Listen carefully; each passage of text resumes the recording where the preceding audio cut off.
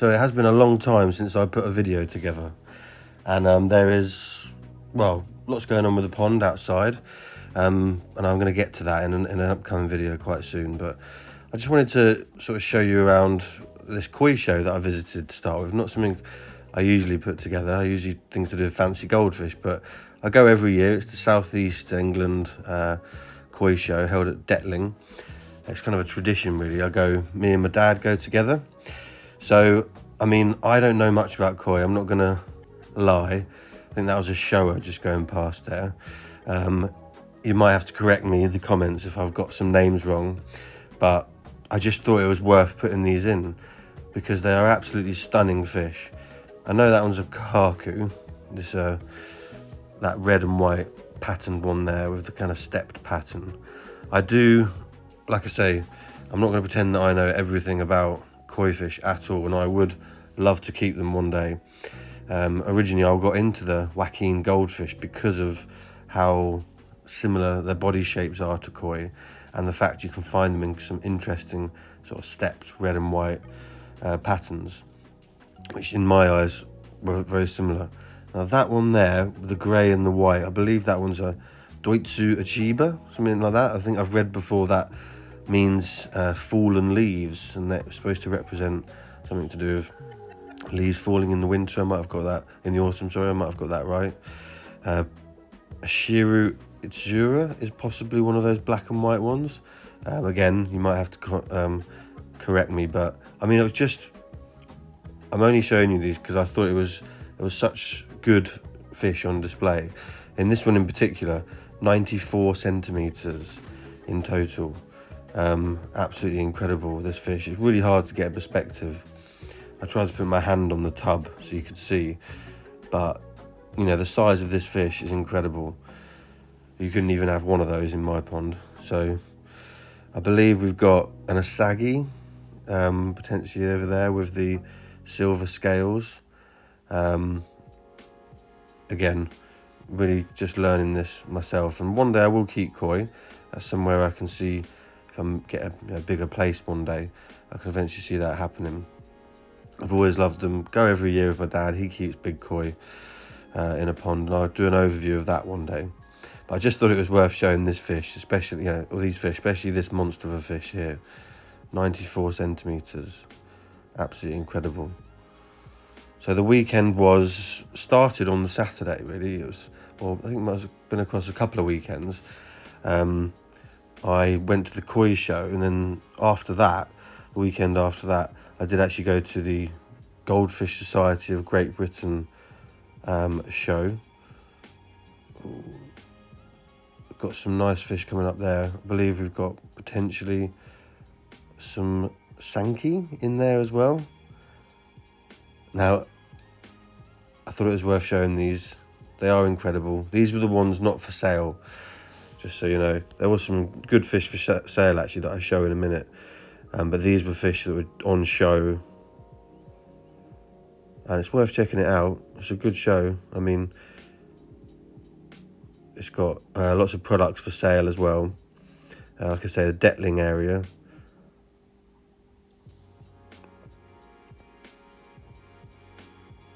And some of my favourites now, the kahaku. It's just that benny, that deep benny, the red. Something that really drew me to lots of fancy goldfish that have that deep red. I've got a couple outside that I'm planning on breeding from next year. Hopefully carrying on that really deep red, that trait.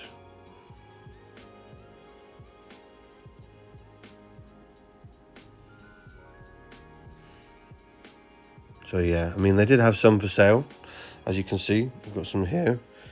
What we've got here, potentially some kahaku Sankey. In my opinion, they look like they're decent quality. I'm not an expert by any means. I can probably tell a better fancy goldfish than I can a koi, but I thought it was worth showing them. It was a couple of weekends of fish-related things. So, as I said, I moved on then the next weekend, and I went to the Goldfish Society of Great Britain event, which was brilliant. And I managed to actually spend quite a lot of time talking to Andrew James, who keeps Ranchu. He's one of the top breeders in the UK, if not the top breeder really, and he breeds top view Ranchu. You might have seen from my previous videos, that's what I'm keeping at the moment in one of my ponds, and something I plan to breed from in the summer. So I know that I've got definitely some males from him in the past, but I didn't know if I had any females. These fish were too young to tell really, but he did spend quite a bit of time with me, which I was really happy about and pleased with, selecting these fish with me. We bowled them up, we checked them for different traits, double anal fins, nice back curvatures. He taught me through what I should have as a good breeding stock. So yeah, if he'd ever watched this video, I'm not sure he would, but shout out to Andrew James. He's really helped me to build a good selection of Ranchu for my indoor shed pond.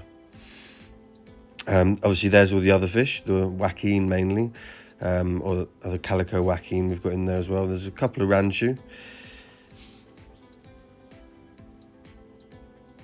And we can see they're all in that pond at the moment, because I was just doing I hadn't managed to finally get my fish into the shed pond at the moment. I was still waiting on a part at this point to make sure they didn't get sucked down the overflow, to be honest with you. So they're in there living with you can see there, nice top view Ranchu, really nice wen shape on that one. They're living with the Joaquin perfectly fine. I did make sure I fed some sinking pellet and some floating. So I'd love to be able to say I could remember everything that Andrew James talked to me. Oh yeah, I've still got a big pile of dirt there from when I put the paving around the DIY pond.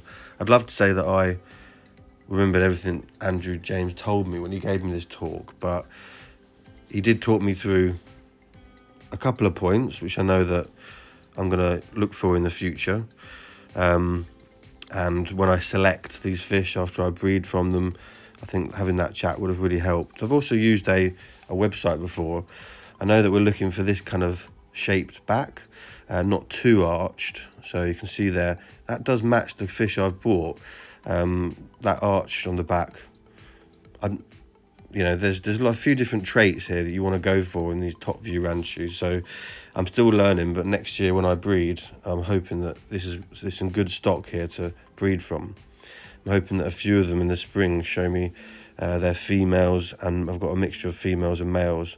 When it comes to the wen growth on top view Ranchu, I know there are specific names for each part of the wen. This one on the top, and Andrew James told me that his stand out sort of a bit more prominently than others. That's the funtan, the bits that were just circled there. So it gives it a kind of quite a unique appearance. Still got a square head, but those kind of funtan areas are quite bulbous, I guess. They kind of stand out a bit. This one here was another one that he told me, Andrew, that he doesn't normally keep these white fish. They tend to be not something that's desirable, but it had a really nice square head, which is something that also from the top is something you're looking for in that top view Ranchu. It also had like a lemon head. Apparently lemon head is quite desirable as well. So I thought, well, why not? It's got a lovely back curve, lovely square head, nice clear eyes, and that yellow lemon head. In my opinion, I really like it, even though it's not a classic kind of red and white. I believe he told me that they wouldn't normally, I think they have won shows before, if I remember rightly, a white one, but it is rarer. People don't tend to keep them. He also told me that there tends to be more male fish than females. The males tend to be a bit more desirable in the way they look, their traits. So that just tends to be that it just happens to be that there's more males kept, so females are a little bit rarer. So I'm hoping, I've got a group of 5 now. I'm hoping that the 5 show that at least a couple of them, or at least one of them, I guess, is a female. Now I know also that sometimes if you want to make your own strain of Ranchu, this strain here is in particular from Andrew is the Jinchu Kai, which is the kind of the strain, I guess, of Ranchu. Sometimes you would want to pick a couple and breed them together to form your own. But in this situation, I learned this as well from speaking to Andy at Star Fisheries. This is quite a unique or specialised strain in some ways, how it's kind of been, I guess, bred for certain traits. So we want to try and keep those fish together. So I have myself a group now, which is brilliant. I'm hoping to breed from them in the summer. If that's something you fancy seeing how I go first time, then please feel free to follow along. If not, more videos coming out soon.